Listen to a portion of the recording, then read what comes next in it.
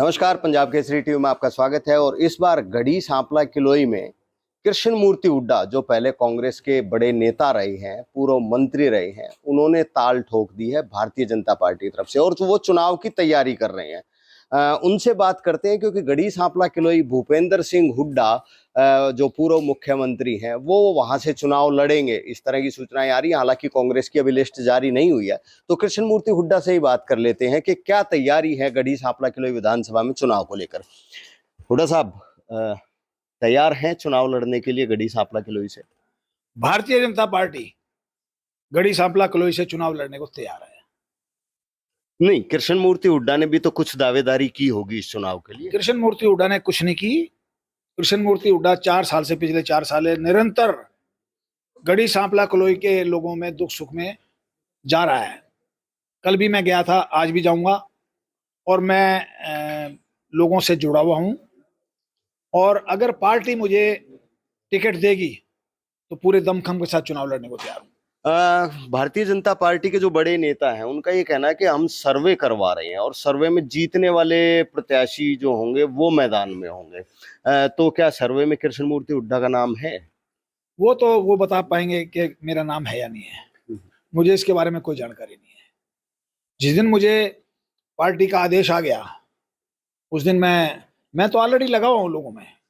मैंने एक दिन भी पिछले 4 साल से एक दिन भी घर नहीं बैठा। मैं हफ्ते में 7 दिन मैं लोगों के साथ जाता रहता हूँ, लोगों से जुड़ा हूँ, और लोगों से बड़ा अच्छा रिस्पांस मिल रहा है मुझे। हालांकि पार्टी में 77,000 की हार हुई है लोकसभा के चुनाव में। इसके बावजूद मैंने दिल नहीं आ रहा। मुझे उम्मीद है कि लोकसभा के चुनाव का मामला कुछ और था। दीपेंद्र हुड्डा ने और उसकी टीम ने भ्रामक प्रचार करके लोगों को बरगला के, जिस प्रकार से वो कहते हैं कि पहली कलम से 6,000 रुपए पेंशन कर देंगे। अरे, जब आपकी 10 साल सरकार थी, तुमने 500 रुपए पेंशन बढ़ाई थी सिर्फ। आज आते ही तुम 6,000 रुपए पेंशन कैसे करोगे? समझ नहीं आता। मतलब झूठ बोलने का हद है।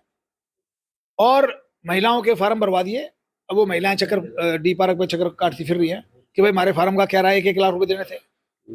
और दलितों को भड़का दिया कि 400 सीटें आ जाएंगी, आपका आरक्षण खत्म हो जाएगा। तो इस प्रकार के ओछे हथकंडे अपना के इन्होंने चुनाव जीता है। अगले चुनाव में इनके इस प्रकार के जो ओछे हथकंडे हैं, उनको हम कामयाब नहीं होने देंगे। लेकिन बड़ी चुनौती कृष्ण मूर्ति जी, बहुत बड़ा मार्जिन था लोकसभा चुनाव में। हालांकि पिछले लोकसभा चुनाव में वो कुछ मार्जिन कम था, लेकिन इस बार तो बहुत ज्यादा मार्जिन था। कैसे बैलेंस हो पाएगी वो चीज? भाई साहब, 1989 में चौधरी देवीलाल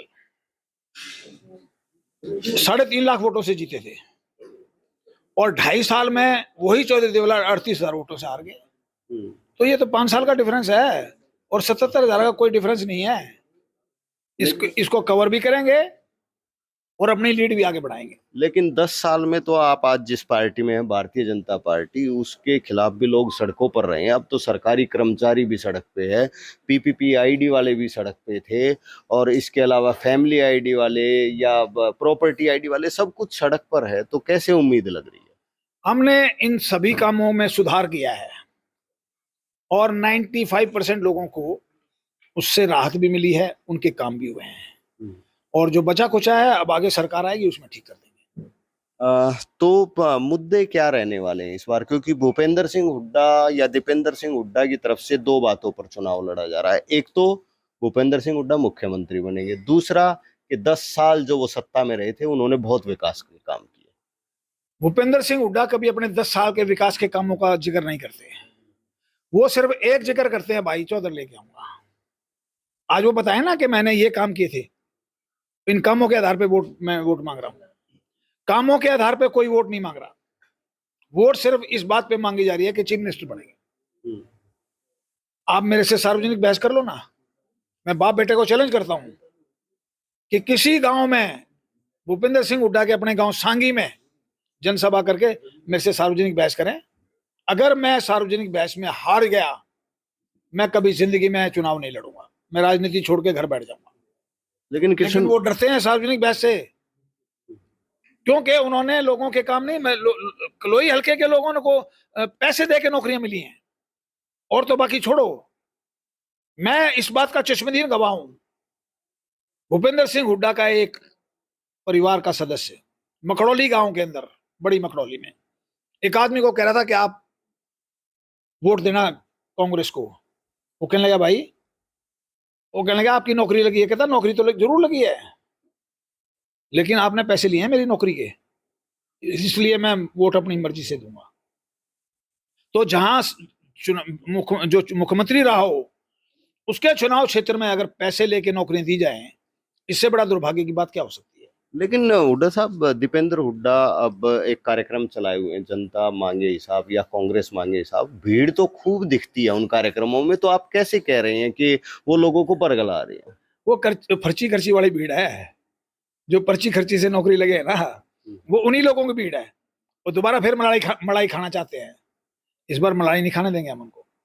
सरकार भारतीय जनता पार्टी की लेके आएंगे, हर हाल में लेके आएंगे, और अच्छे बहुमत से भारतीय जनता पार्टी की सरकार बनेगी और नायब सिंह सैनी तीसरी सरकार के मुख्यमंत्री होंगे। 2,500 लोगों ने आवेदन किया है कांग्रेस पार्टी की टिकट के लिए, तो कहीं ऐसा लगता नहीं कि माहौल बना हुआ है? ये 2,500 लोग तो मारेंगे इस कांग्रेस को। एक एक कॉन्स्टिट्यूंसी से 30-30, 40-40 लोग दे रहे हैं। टिकट एक को मिलेगा, बाकी सब लोग विरोध करेंगे। मैं तो 50 साल कांग्रेस में रहा हूं, ये सिस्टम मैंने देखा है बहुत अच्छी तरह। ये उल्टा पड़ेगी बात।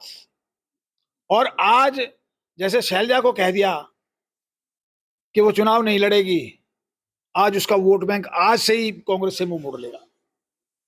रणदीप सुरजेवाला को कह दिया वो चुनाव नहीं लड़ेंगे, उसके जो सपोर्टर हैं, आप देखना कांग्रेस में तो बड़ा जबरदस्त घमासान होगा। लेकिन दिक्कत तो आप लोगों को भी आएगी, आपकी टिकट पे भी तो दावेदार हैं, वो भी तो आप लोगों को नुकसान करेंगे। हमारी टिकट पे इतने दावेदार नहीं, 2-2, 3-3 है, ज्यादा दावेदार नहीं। गढ़ी सांपला में 1-2 है मुश्किल से। कृष्ण मूर्ति का नाम है उनमें। मैं तो अगर पार्टी लड़ाएगी तो मैं तैयार बैठा हूँ, मैं पीछे हटने वाला नहीं हूँ। लेकिन भूपेंद्र हुड्डा बहुत बड़ा नाम है आज के दिन हरियाणा में। यही भूपेंद्र हुड्डा था जो इसका परिवार 5 चुनाव हारा था, और 5वें चुनाव हारने के बाद 6ठा चुनाव मैं लड़ा था, मैं जीता था। यही भूपेंद्र हुड्डा का जो दादा था चौधरी माथुराम, मेरे ताऊ ने उनको लाहौर काउंसिल के इलेक्शन में हराया था, ये इसी रोहतक से हराया था। तो मेरा परिवार छोटा परिवार नहीं, मेरे परिवार का नाम इनके परिवार से ज्यादा बड़ा है। मेरे परिवार में भी 3 एमएलए रहे हैं, और मेरे एक ताऊ 4 बार एमएलए रहे हैं, चौराम स्वरूप, मेरे पिताजी के बड़े भाई। तो हमारा परिवार इनसे हर लिहाज से बड़ा रहा है। तो मतलब इतिहास दोहराने की तैयारी कर रहे हो? निश्चित तौर पे इतिहास दोहराएंगे, और इन्होंने जो कुकर्म किए हैं, जो कुकृत्य किए हैं इन्होंने, उनका इनको खामियाजा भुगतना पड़ेगा।